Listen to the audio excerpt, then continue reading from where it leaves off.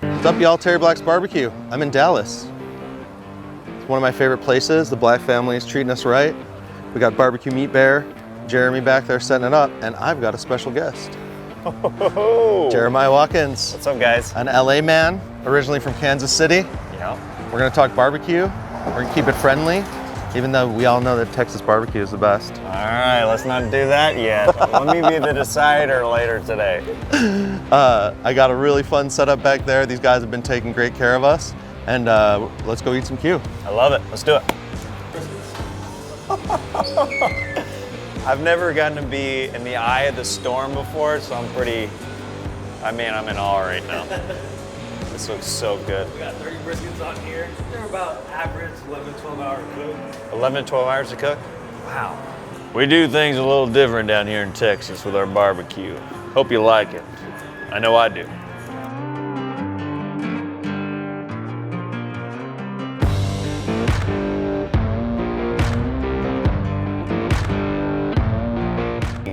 Hooking us up with barbecue today is unbelievable. It's weird in the social media age that we live in, if you're not reminding people, not in an annoying way, so and that's a hard balance to find, is not shoving too much in people's face, but just kind of reminding like, hey, I'm doing some cool stuff, like if you want to check it out, that's great. If not, like, I'll get you down the road when everybody else is bandwagoning. Yeah, so don't forget, like, comment, subscribe, smash it. Turn on all notifications. Hit that bell, dog. Yeah, 70% of you are watching and you are not subscribed. Dude, I'm so blown away by this. That little knife will cut it, yeah. Yeah. The size of this bone. And look at this thing. Look at, it's amazing. Oh.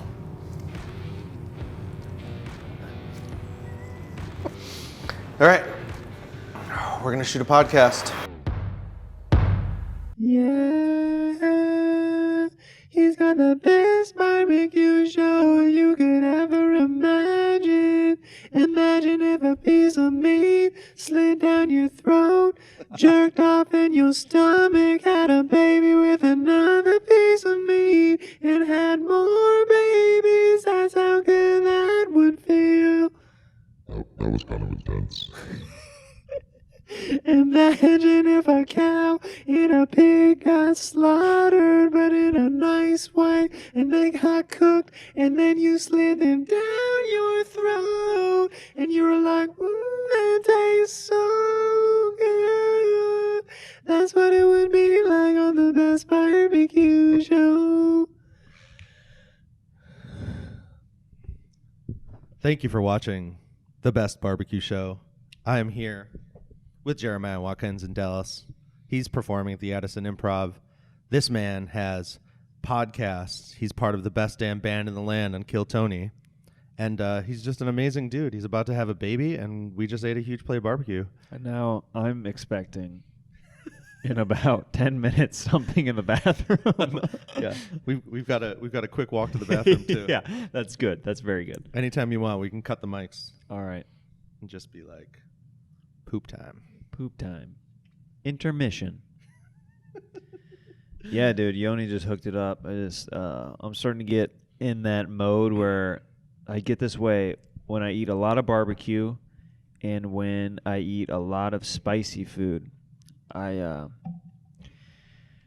get a little loopy sometimes. I get a little I go to another plane of existence, and that I can feel it coming on a little bit right now. Yeah, but that's the best part of doing all this. Yeah. It's like when you're writing and you're really tired, and all of a sudden you have Inspiration hits. great ideas. And then all of a sudden, oh, hey.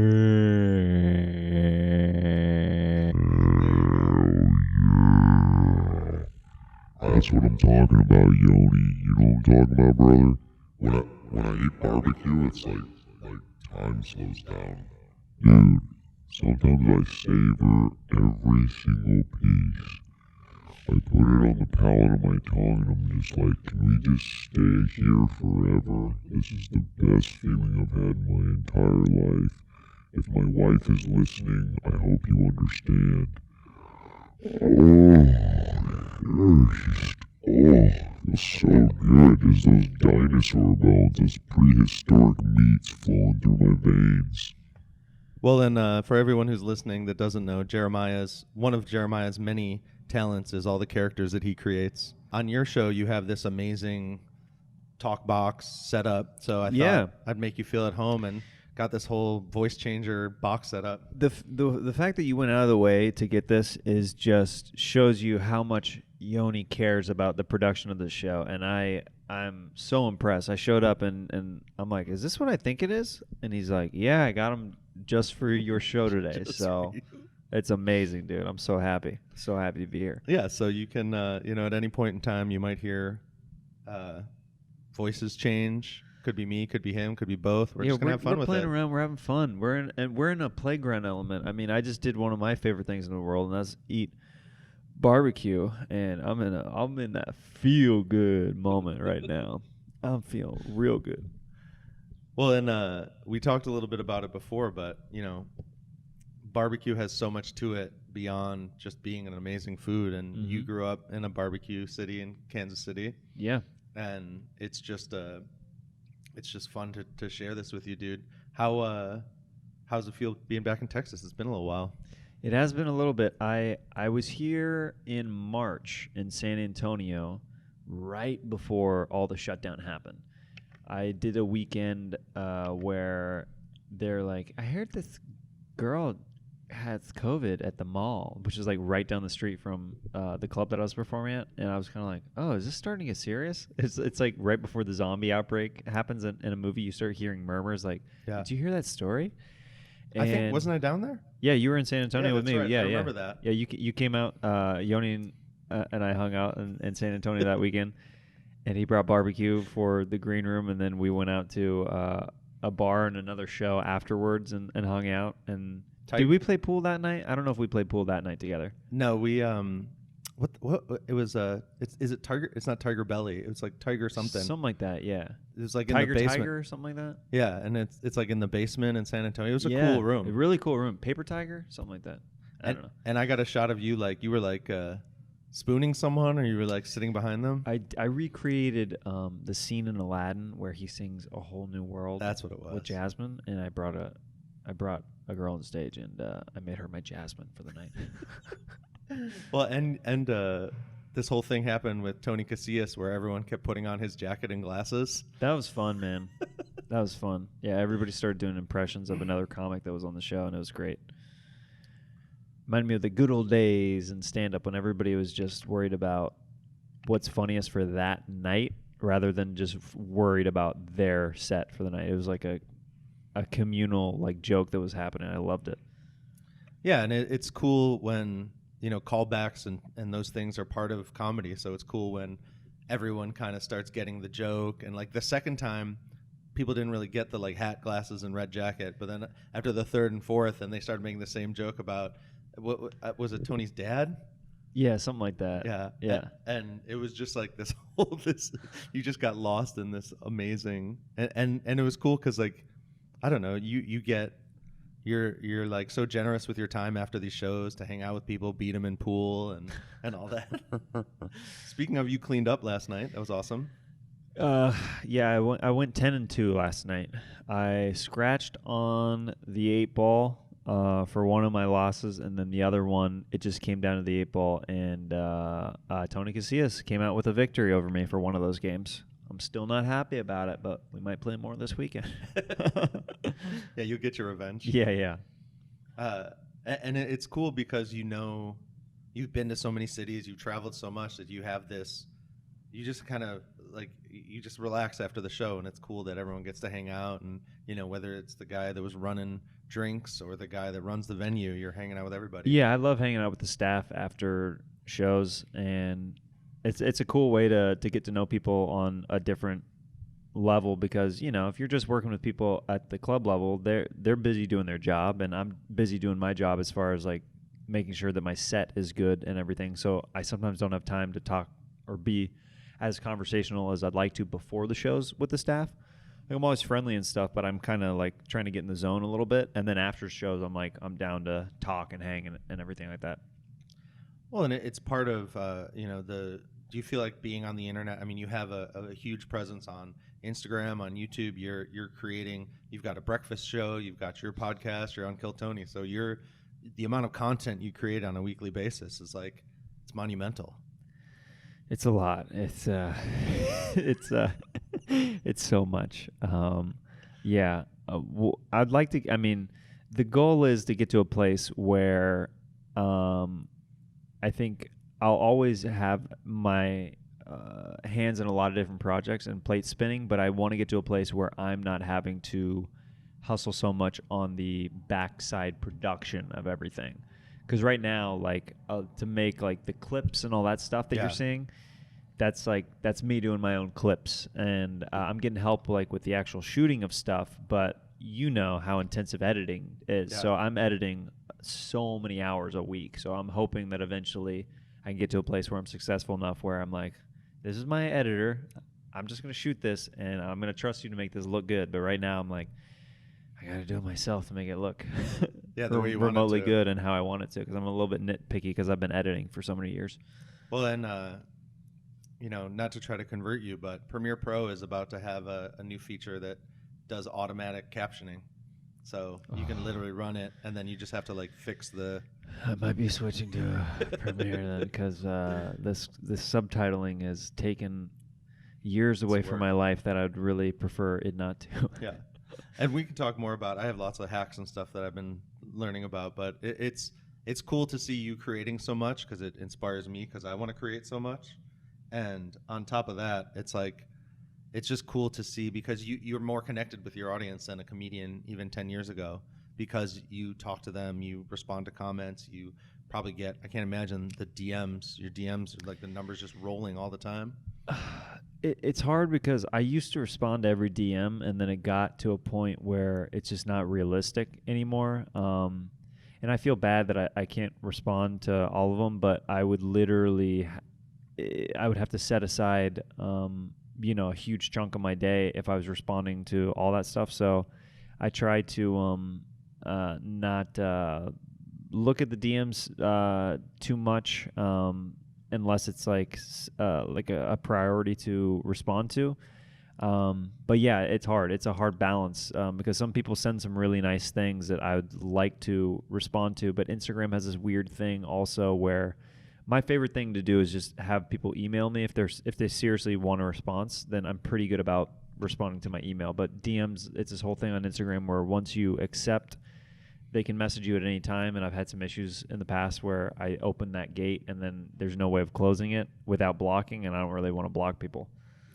Yeah, and on a much smaller level, I get guys that are, that especially, there's a lot of guys cooking barbecue. I was talking to a guy from Korea this morning, but there's this guy, shout out to Dave Peralta in the Philippines.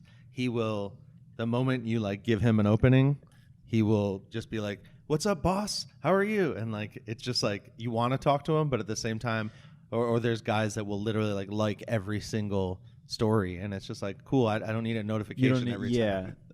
Yeah. If they could fix that with Instagram, that'd be nice. But I guess there's a way to mute notifications from people. I have, my phone's almost always on silent. I just can't even when I see it, I see it. Yeah. It's kind of like, it's an old school. When I used to sell real estate, there were these old school guys that were like, if you call me after 1, I'll get back to you by 1 the next day. And that was like their voicemail, just that. Like, wow. I wish I lived in that world now. Right? Good grief. Slow it down a little bit. I know. That's great. But yeah, I mean, do you feel like, you've always kind of had this fast pace going on? Obviously, COVID slowed things down, but you took a couple months off, but you're right back at it now. Yeah, and even when I took a couple months off, I was making clips and stuff like that and prioritizing my time a little bit differently. But now I feel like it's starting to pick back up, and I feel just this last couple weeks of trying to readjust to the schedule that I once had. Yeah, I'm like, frick, I was doing a lot. Like, because when you take things away, I stopped going out, while COVID was going on, and doing stand-up every night where I'm hanging out at the clubs and doing sets. You take that away, that opens up 5-6 hours out of your night where you're like, oh, I've got way more time on my hands. That's so weird. And then started doing stand-up again, we're like, oh, I have no time left in the day. I got to make this video. I got to edit this. I got to respond to these emails. And yeah. And the comedian schedule generally is a like 3 a.m., 4 a.m., wake up, in the afternoon. Have you kind of kept that schedule even when you're not performing, or you start going to bed earlier? I started going to bed earlier and waking up earlier, which I didn't think that I'd be able to do it. It took like probably a couple months. I was staying up till probably 2 a.m. every night, even when nothing was going on. Yeah. And I was like, all right, I need to dial this back a little bit. But also, that's when I would get a lot of my writing done for if I was writing music or anything. Inspiration would hit me when my wife would go to bed and there's just kind of silence in our apartment. And then I'm like, okay, I got these ideas and I can work on my keyboard like with headphones on and stuff like that, and just it'd be really quiet in there. So that's when I wrote primarily. I've written like a bunch of songs during quarantine that I'm trying to record eventually and stuff like that. So yeah, and you just shot a music video on a boat or something, right? yeah, I'm so excited for that. Yeah, that was shoot day 1 of 2. We got one more shoot day on land, but it's going to be a fun comedy music video that there's some fun little cameos and stuff in it. And you made one with Eric Griffin already too, right? Yeah, it's called From a Distance, and yeah, there's some good cameos in that one as well. Nikki Howard, Sidney Mahler, Eric Griffin, Lauren Compton. I think that's everybody in that music video. But yeah, that was a super fun one. That's about admiring ass from a distance safely. Well, and it's just so cool to see, all the people that I'm starting to follow. It's like all of a sudden, oh, they're hanging out with Jeremiah, and like all the collaboration that's happening, even though you can't perform. And I mean, the last time you performed was what, in a window, right? Yeah, in the Comedy Store's original room window. They have it where people can sit outside on the patio and they watch as the comedian performs through glass on the other side, and you truly feel like it's the most degrading version of stand-up that I've done in a while, because you're like the dancing monkey behind the glass, and you're just like this prostitute in the red light district in Europe. Yeah. You're just like trying to give you some stuff, but meanwhile you're not connecting fully. So it makes it hard, but it's at least an opportunity to still get up and try to work on jokes and stuff like that. Is that a show like people get tickets for, or it's just people walking by, or what? Yeah, that's just a free thing. Like if you enter, then that's part of it. Like people are buying drinks and stuff, but no, they couldn't charge for that show. I wasn't sure, because I know you guys also have you kind of have an audience watching Kill Tony from the deck right outside. Yeah, it's being live streamed outside to the back parking lot area.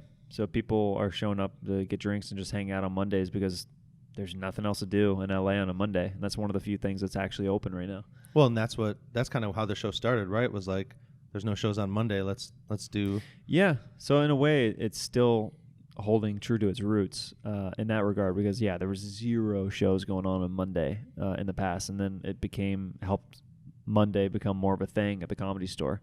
Because when we were at full steam with the show, we were touring, and it was selling out the main room on Mondays consistently, which is crazy to even think about right now, because you're not allowed to have that many people even remotely in a room.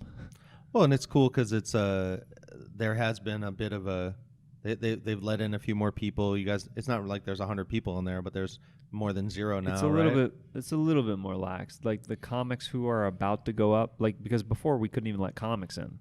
They just had to. We were just doing the show, like where everybody was outside and one person would come in at a time. Now the comics can be spread out in the back of the room, waiting their turn to go up. So that's cool, at least. And you got it's David Deary, right? Changing out the mics. Yeah, we've got some different production people. Zach Bogus, General Zach, as Tony calls him, is another guy who's helping out with the show. And Rick Kosick is sometimes taking pictures. And oh, really? Yeah.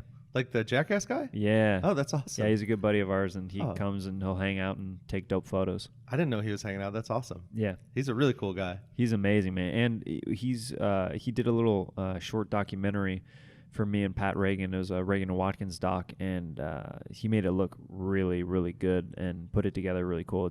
He put together like this little short film for us that's out on YouTube that you can look up if you want to. It's just called Reagan and Watkins, like a Rick Cossack short film or documentary.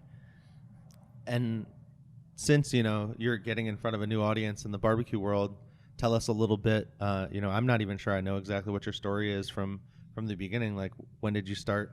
I mean, it's a long path to become a paid regular at the Comedy Store. Sure. For people who don't know, in this world, the best thing that Yoni made a great analogy of the two things is you're talking about the guy who cuts the meat, right? Yeah, exactly. So how many years does that take or how long does that take to work up to that position? It all depends on the person, but it's definitely you definitely have to do a lot of other work, and you have to learn. It's very easy to, if you just turn the knife 5 degrees, you're cutting pyramids instead of slices. So you have to have some knife skills. So I mean, I would say at least 3 to 6 months. It might take a year for you to get good. Yeah. So it's like that in the regard of how the trial and error and how meticulous you have to be.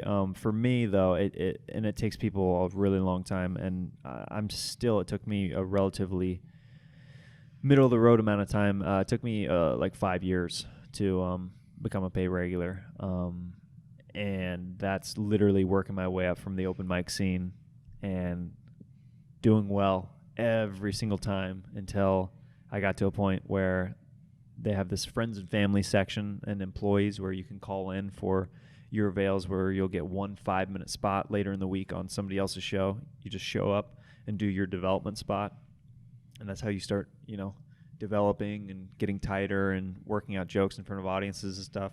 And then you get a chance to showcase to become a paid regular down the road. And it took me, on my 3rd time I got it, but I had to wait a year in between each showcase. So they're brutal. Yeah.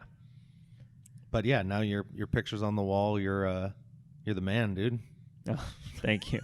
I'm one of the men at the Comedy Store. Well, and it's just so cool to see, because you guys are everyone's got their own style. Everyone, the same way that you can go, this is more of a classic barbecue joint. I could take you places in Austin that there might not even be brisket on the menu every day. A little bit more alternative kind of feel. A little weirder. A little more fun. Yeah, just a little bit more strange. Not as conventional, if you know what I'm saying. Just a little bit more out there. And sometimes that's what my comedy gets described as a little bit more out there and less conventional. Well, and you're so much fun. It's like I have so much desire to just be funnier so that we can have more fun on my show. be on similar wavelengths. Yeah. Why am I not funny yet? Well, ham up those vocals a little bit more. Put a little bit more pizzazz into it. You gotta speak from the diaphragm. Yes, from the diaphragm. Turn that effect up even a little bit more. Okay, like that? Even more. Oh. How's that? I could go to the pitch correct. Wait, is that working? Hey, there it is. Well, you gotta sing into it, Yoni. You gotta sing. You gotta sing. Sounds good. You're sounding better all the time. So some of these pitches are hard to find which direction, because it's by key. You gotta find it. You gotta find it. You gotta find it. You gotta find it. Making music with Jeremiah. Barbecue. Let me try that. Barbecue and beats. You know where you at when you got those barbecues and beats. Yeah. That sounded real nice now.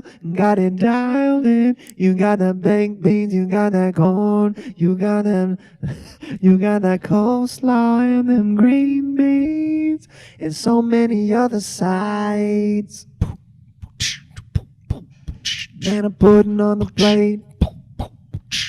Is this fate? I see a girl over there. That cow is scared, 'cause it's about to go in my belly. Yeah. Eating barbecue. Eating that barbecue. Oh. Oh man, you have no idea. I've been staring at these little voice boxes for weeks, just like I cannot wait. You're like, I hope that we get to use these, because to just turn them on. yeah, Because it's just you're just the diversity. Like, I mean, you literally every Monday. Sometimes you bring back some old characters, but almost every Monday you just roll up with a new character, a new voice. I mean, are you just riffing at home? Like, are you kind of writing comedy while you're writing music at the same time? Sometimes I'm writing both at the same time. When I was in quarantine, I wasn't writing much comedy as far as jokes went. I was writing some sketches, but I focused more on music.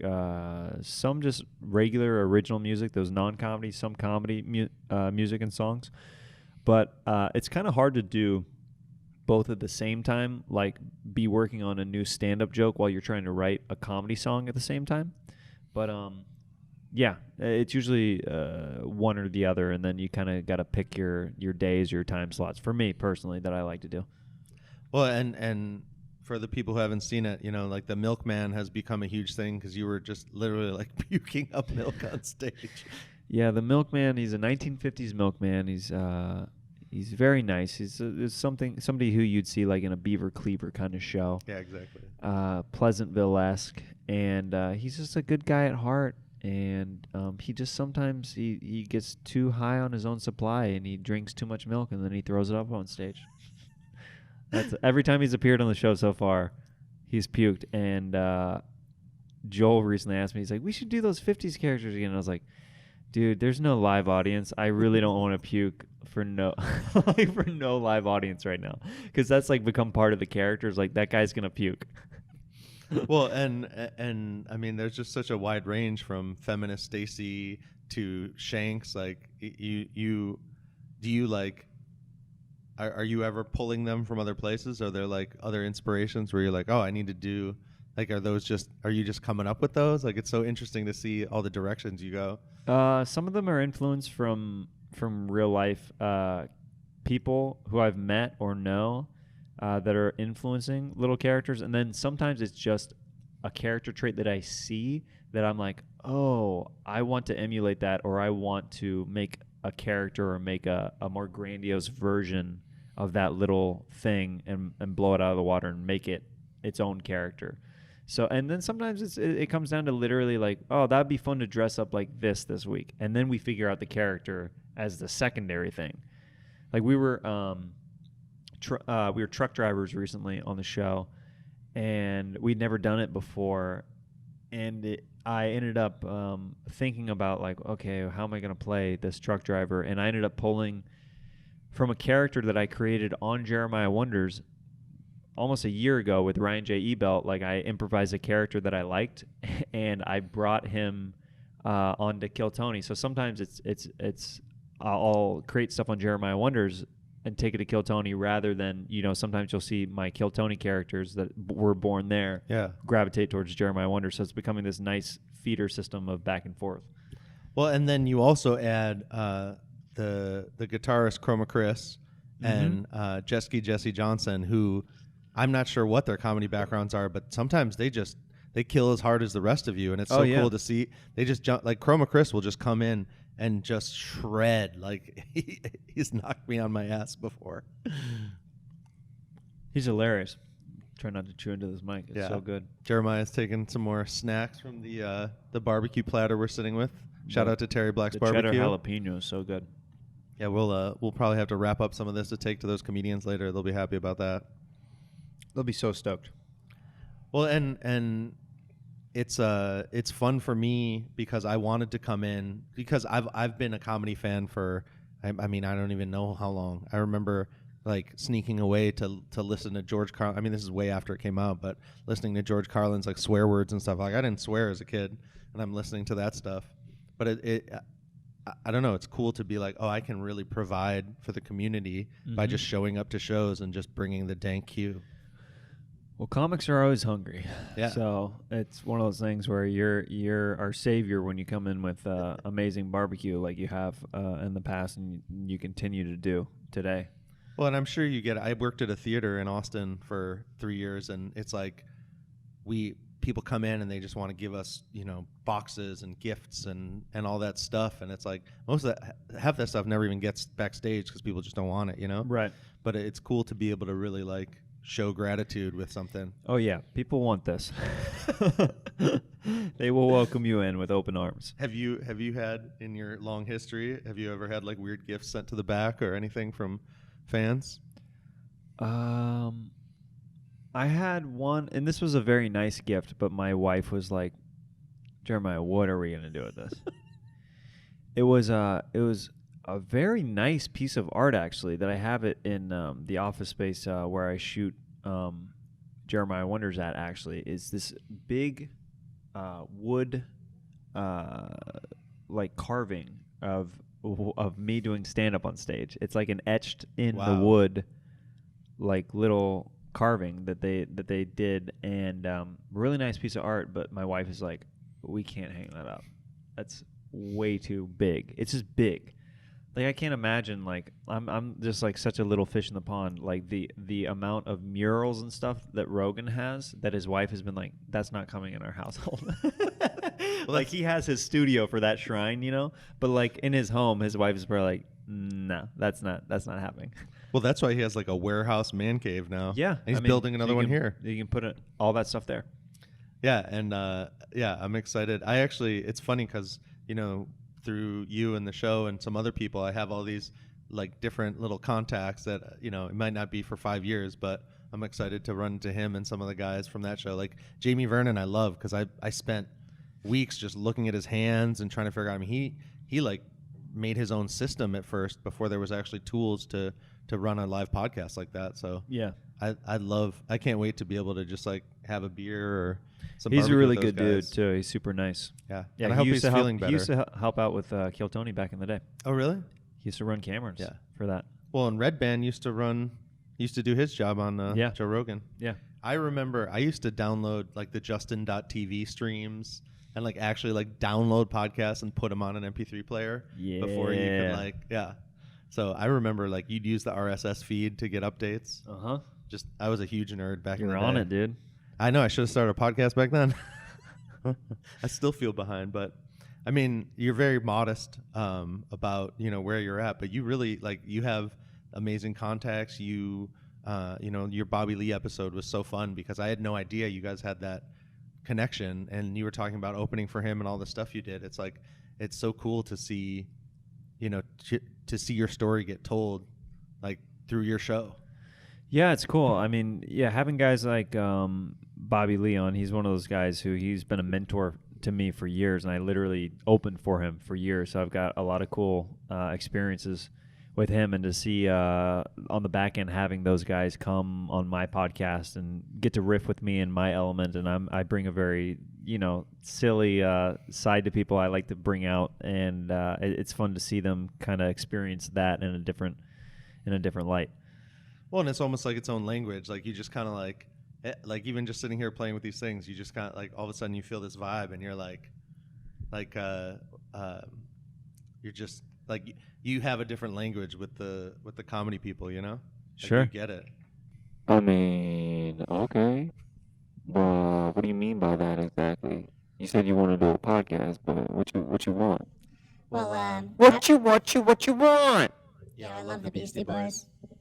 I'm just thinking that an unfunny guy like me can maybe learn a few setups and put you to work. There are a couple things that you can learn from this machine. I have to ask, is pulled pork big in Texas or no? Whoops. It's you'll find it a lot of places, but some places like Snow's their classic is actually to slice it, and they do a pork steak. Okay. I was curious about that because they have pretty much every assortment that I'm used to, except I didn't see pulled pork, and I was curious about that. If that's like, also in Kansas City, there, for me anyway, the barbecue is so good, but I think sauces might be a little bit more popular in Kansas City, just like because we're kind of known for. Some people think that it's just like super sweet because of brands like Casey Masterpiece, which that is like a very sweet sauce, you know? That's like a mainstream barbecue sauce that like a lot of people are familiar with. But it's like kind of a sweet, spicy, middle of the road thing. And I actually like some of my favorite barbecue sauces are really hot. Like they've got like a Night of the Living barbecue sauce, I think it's called, at Kansas City Joe's, and then there's this other place called Famous Dave's barbecue that I really just like their hot barbecue sauce. Like, but I'm a spicy food connoisseur all the way. Hell yeah. Where like, you know, later on when in the day when I have to go poop, my butthole is like, dude, what did you just do to me? Like, seriously, you're putting me through the ringer right now. Why did you eat this much spicy food? Put down the chicken wings, Jeremiah. Well, the barbecue that you get in Texas is so rich that you don't necessarily need a lot of that sauce and other things because the flavor and if you eat less sauce, it kind of just slides through you easier with all that nice brisket fat. Oh, I see. Well, I don't want to speak on behalf of all of Kansas City, but I think I personally like more side options of sauce, but every time I've gone to places in Texas, it is so savory and rich that it doesn't really need too much sauce. yeah, they have sauce here, but we didn't need it. I'd be curious, though. I would be curious what the sauce tastes like here. Because I might just be a sauce guy at heart. You never know. Well, why don't you play with this, and I'll go grab some sauce to taste. All right, Yoni. BRB.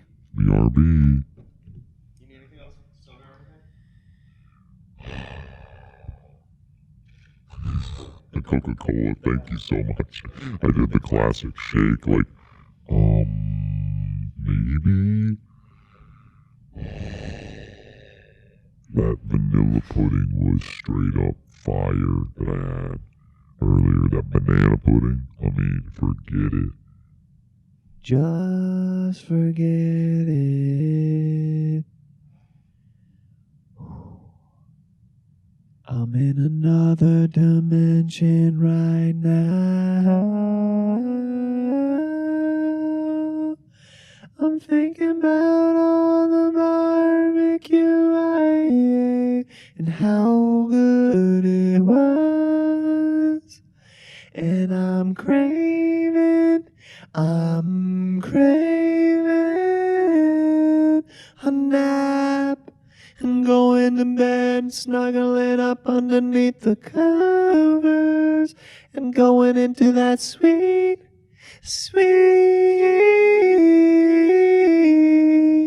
barbecue dream. I'm gonna dream about this barbecue that went into and touched my soul. Now Yoni's got the sauce. I'm gonna try it all around and see if this barbecue really is the best in town. Does Dallas have anything on Austin? I think they might. You better watch your back. Sounds good.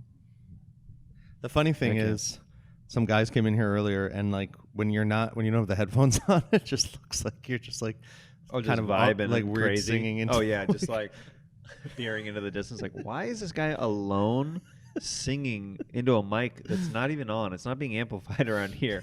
He just looks crazy. He's just like has his own headphones on. He's like, yeah, this sounds nice. This is really good. Well, and I can even patch in what it sounds like, but it's like when you can't hear it, those guys came in and they were like, "Why are those guys like kind of awkward?" Because like we don't sound in pitch when the pitch isn't correcting. Oh yeah, yeah. It sounds all off and weird. So yeah, these guys have a spicy, an original, and a sweet. So this is spicy. Yeah. Okay. So let's see here. I'll try it with the turkey.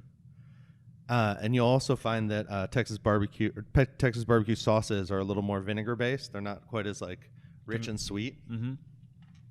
Yeah. So Kansas City is a blend of tomato and vinegar, but I think I'm not sure exactly what the consistency is, but I think that there's more tomato in it than some of the other regions. How like Texas is way more vinegar, and I think North Carolina is super vinegar based with their sauces. Yeah, North Carolina's a good friend of mine, Elliot Moss. He runs Buxton Hall in North Carolina, and he's known for his sauces that he puts. He does whole hog barbecue, and you like that one? Yeah, I like that one. That's good.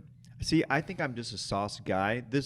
You know what I mean? Like the Kansas City barbecue, it probably doesn't need it, but I'm one of those guys who likes to have the option of dipping and stuff like that. So I think that's why I'm like, what about them sauces, though? I think that's just me personally, my preference. The ribs are so good in Kansas City that they fall off the bone like every single time, you know? Well, so one of the things about Texas barbecue is actually we don't want the bones to fall off.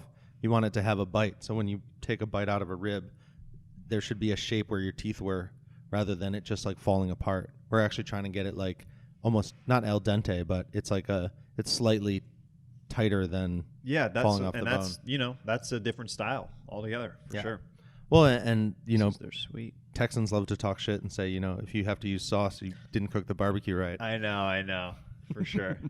I'm just a sauce boy. I like that sauce. Yeah, well, and this place has great sauces, and a lot of places are playing with everything. I mean, I was writing this morning about there's places that do pho, banh mi.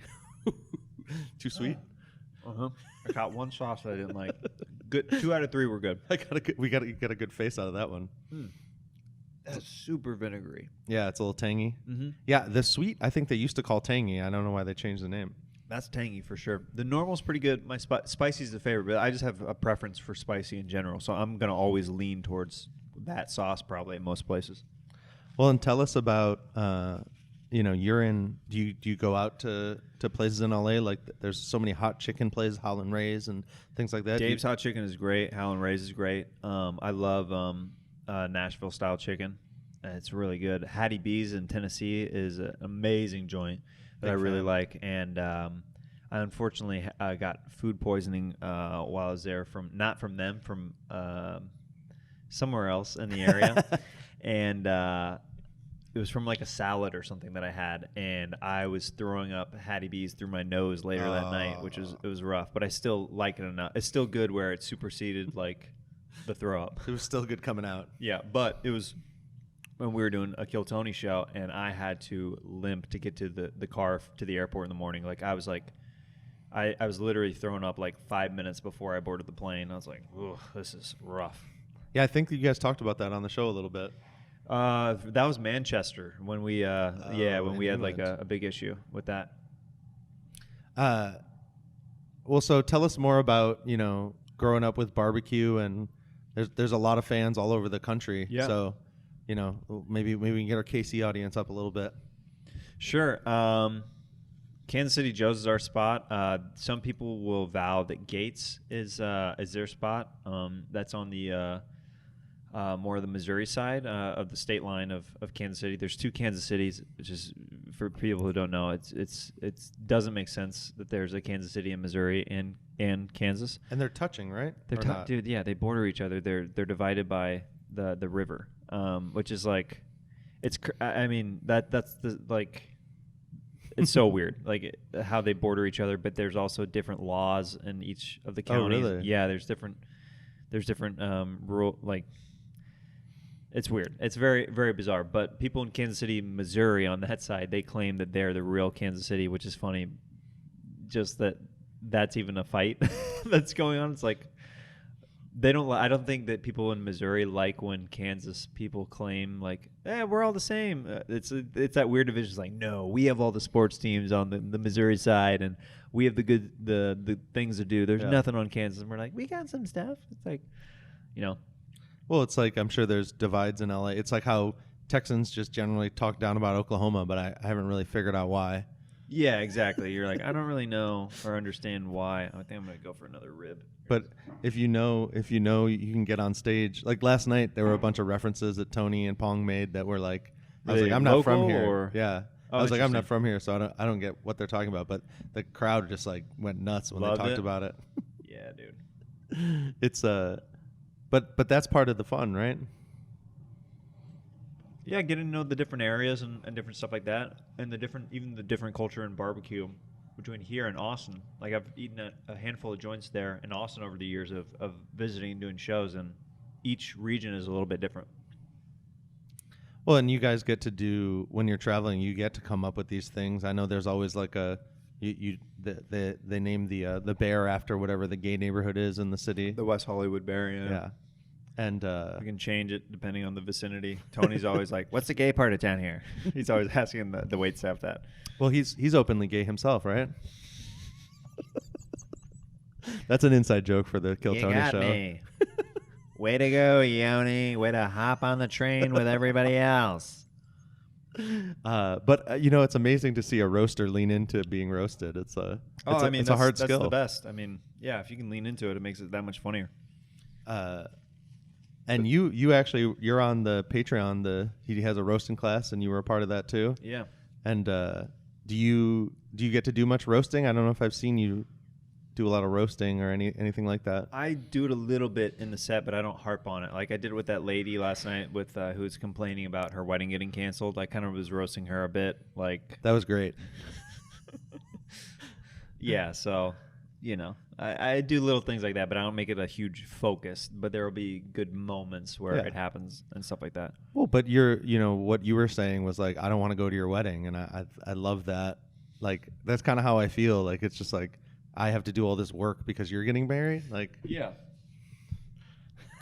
Yeah, I think that's how most people feel about weddings. Like- They're not saying it, but it's like nobody wants to go to your wedding. yeah. And I grew up in the Northeast, so everyone wants me to fly back up there. So it's like, Yeah, dude, I have a lot of friends where I didn't go to their weddings because when they got married, it was right after I moved out here, and I'm like, I have no money. There's no way I can make a trip. I can barely make it home to see my own family. Like, I can't waste a trip on you. Sorry. yeah. Yeah. Well, shout out to my friends in Houston, but they did it right because I was a groomsman, so they flew us out. Yeah, that's how it should be if you Yeah. really want a huge wedding. In my opinion, it's like you gotta hook people up because it's for people who are struggling. It's a huge inconvenience for them to get a suit, for them to get the travel there, for their lodging, all that stuff. Well, and as a creative, one of the things that we deal with is like, I don't know, while everyone else is like getting a regular paycheck, we're figuring out things week by week, day by day. Yep. And I feel like that stress feeds the creativity though, as much as it sucks. I think so. I think it pushes you for sure because you're like, I can't just sit and watch stuff pass me by. I got to make my own opportunities and stuff happen. But going back on the Kansas City barbecue, that is one thing that I always ask for when I go back to visit in Kansas City is I want to get Joe's when I go back there. And sometimes we'll do some of the other ones. There's a couple places. There's a place called Smoky Joe's in Olathe that is pretty good. Famous Dave, Zarda. I'm trying to think of Gates. I'm trying to think of Casey Masterpiece. I haven't really gone to too much. There's an actual Casey Masterpiece restaurant? I believe there is an actual Casey Masterpiece That's hilarious. restaurant. Yeah, I believe so. Am I making that up? I can't remember. It's been years, if that even exists, that I've had it. I'll have to fact check myself on that. It might be called It might be called Jay's something else. I Fun didn't know that Times, was. who knows? It could be called. It could be called Chuck E. Cheese. I don't really remember exactly what it's called. Yeah, I mean it could be called Steve's Boot. But my dad, I grew up like learning how to grill and stuff from my dad like just like hamburger patties and chicken breasts and different stuff like that. But I always kind of like the process behind just. I associate grilling and barbecue with family and friends because that's every time I've had it. That's the only time I've had it is with family and friends, and so it's kind of like this process. Like when we were in the back pit area, like it was just so cool because it reminds me like I'm thinking of my dad like turning burgers on the grill and flipping that like over like big, fires shooting up at him when the grease shoots up and stuff like that, and I'm like reminds me of being a kid. So I'm like. All this nostalgia and good memories comes flooding back, so that's pretty cool. And then one of the sausages shot all over your foot. Dude, fat load on my shoe. Had to wipe it off immediately. Yeah, I was going to say, I was worried that, you were wearing your nice stage shoes. I mean, these are my stage shoes, but luckily it wiped off easily. Yeah, added a little polish, a little shine to it. Yeah, exactly. Oh, he's looking a little greasy tonight. That's how I keep the mustache shiny. Beef tallow. Here we go. That's Dip it in, dude. Get one of those mesquite brushes. Yeah. What kind of wood do they use here? Post oak. Okay. That's almost like if people aren't using post oak in Texas, there's a few places that use mesquite, but mesquite's a huge challenge because it's hot. It burns hotter, and so. But there's places, they use oak at Kansas City Joe's. And sometimes they use mesquite, I think, for some other things. But oak is the main thing that they use. Yeah. Texas barbecue is just a little more, I want to say it's like purist, but there's just specific things they do. And it's not like they won't. Like my smoker at home, I've gotten so many free bags of wood.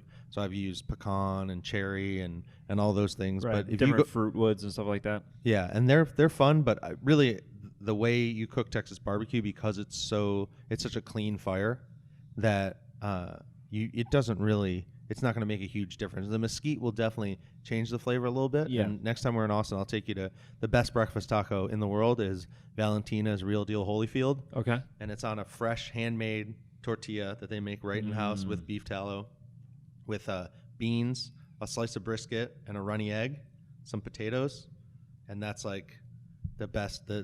You bite it and the egg breaks and. So good, dude. We've got.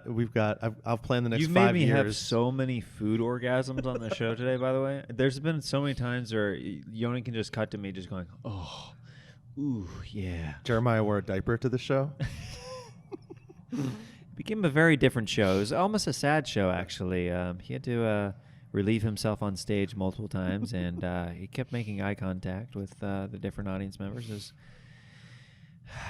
not my favorite show that I've seen at the Addison Improv. Just screaming, moaning comics. Oh. But it's incredible that this thing can create, it emotes. So like that's why I love having a show where you talk about barbecue, because like you said, you're talking about grilling burgers and all these things, but at the same time, it's like the food is an emotion. The food is this like wave of, you just bite it and you're like, how did this happen? Oh, because it also, it takes you back. Like it's like it's pieces of time that we'll jump back to with every bite of like a good brisket or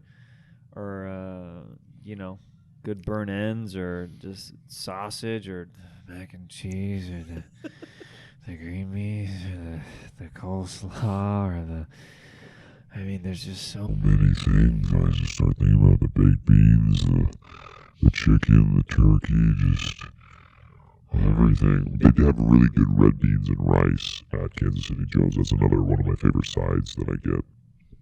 Red beans and rice. Yeah, you got that red beans. You got that red beans and rice. And it feels so nice. But Texas still makes it the best. It might be appealing to the eye, but Kansas City till I die. Man, you're way too good at this for me to even try. That's what I'm saying. I need to just learn how to be funnier just so I can interview you better. Well, some of that, honestly, is vocal training. It's not the effect. I'm changing my voice a lot to make it do. Oh, gotcha. Yeah, that's like that's why T-Pain sounds so good with the auto-tuner, because his voice is incredible. I don't know if you've heard T-Pain sing without any effects. His voice is amazing, and that's why the auto-tune for him sounds extra good, is because he does those vocal runs and stuff where he's changing all the notes, and that's why it's going, you know? Yeah. I think it's incredible. Yeah, yeah, yeah, yeah, yeah, yeah. Shorty, yeah, yeah, yeah, yeah, yeah, yeah. Never. Oh, I muted it. Never thought I'd be on a boat. It's a Exactly. big blue watery road. Yeah, exactly. Poseidon. I love that song when it came Yeah, out. yeah, yeah. Never thought, Yeah, I'd have to change the key for that one. never thought I'd, never, That's interesting. never thought I'd be on a boat. It's a big blue watery road. Poseidon.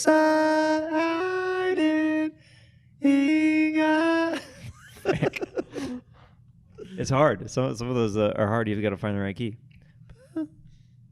Well, it's another challenge that you can save for when you're home and playing with your vocoder, I know, dude. your auto tuner. Does it feel good to be out of town and like? It feels good to be back out on the road, dude. Yeah, it's weird. I'm trying to be safe. I'm not doing the meet and greets after shows because I feel like that's where I'm going to get it. And then, we went out last night, and I don't like wearing a mask inside the bar to play pool and stuff, but I'm also trying to stay safe with my wife at home, and she's pregnant and stuff, so. Congratulations. Thank you. It's very exciting. This is like you basically just made the announcement. Yeah. This weekend I'm doing like my first material and stuff about it, so it's pretty cool.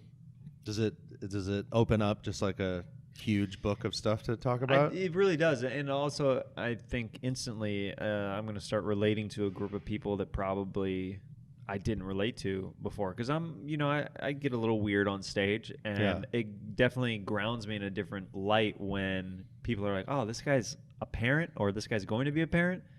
Okay, I'll give him a little bit more slack. He's more like me, rather than you sometimes will watch somebody on stage and you're like, I can't relate to this person. This person's so weird. He's like an alien to me.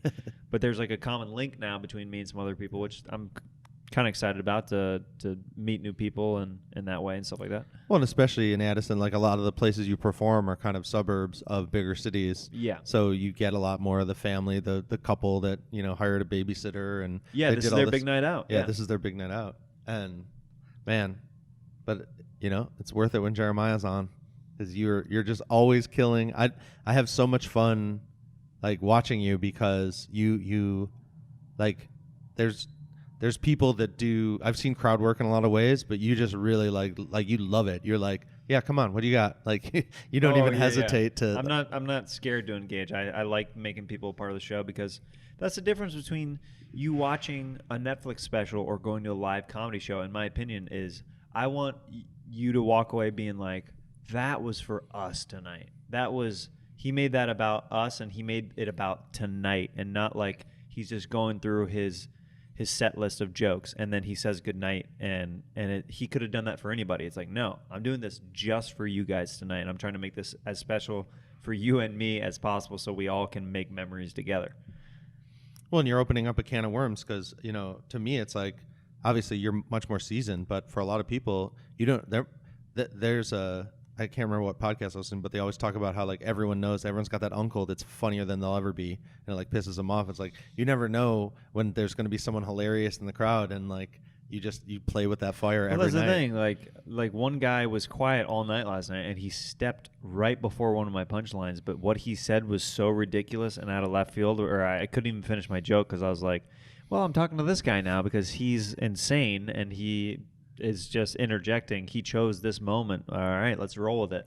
It's just about rolling with it and just being like, oh, we're doing that now? Okay, shift. Let's pivot, go in that direction now. Well, and you're also known for, you've got a show every Monday. You go travel all the time, and most of the time when someone's like, oh, I did this, or even when I was telling you about Old Kill Tony's that I went to see before I met you, you knew exactly like what happened that night. You remember so much of what happened. It's got to be a lot to keep track of. It just kind of sticks in there, I guess. There's certain ways that you can file things in your brain and categorize things. for old podcast episodes, first you start for me, who's the guest, then do you remember what characters we were being? Some characters I don't even remember barely what we did that night, but I'll remember certain things about it. Like somebody mentioned a character to me. They're like, you were like Cupid, like angels, and I was like, oh yeah, I hated that show. Cool. You know what I mean? Like I'll know right away as soon as you say the character, because they all evoke a different feeling, or something that happened one night. We were deep sea fishermen one night, and there was bad acoustics in the room, so it was hard for us to hear the comics, which is a huge problem because. Yeah. You know what I mean? There's different things like that where like you'll say a character and be like, oh, I know exactly what was going on that particular show. Maybe not all the things I said because I was riffing and improvising. Sometimes I'll rewatch stuff where I'm like, oh, I can't believe I said that.